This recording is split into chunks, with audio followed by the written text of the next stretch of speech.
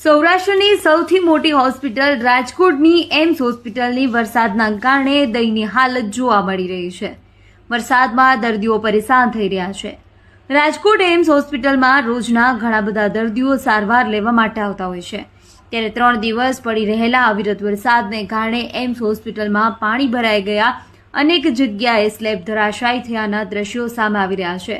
પાણી ભરાવાના કારણે અને સ્લેબ ધરાશાયી થવાના કારણે એમ્સ ખાતે દાખલ દર્દીઓની હાલત કફોડી જોવા મળી રહી છે। સાથે જ પરિસ્થિતિને લઈ દર્દીઓ પરેશાન થઈ રહ્યા છે।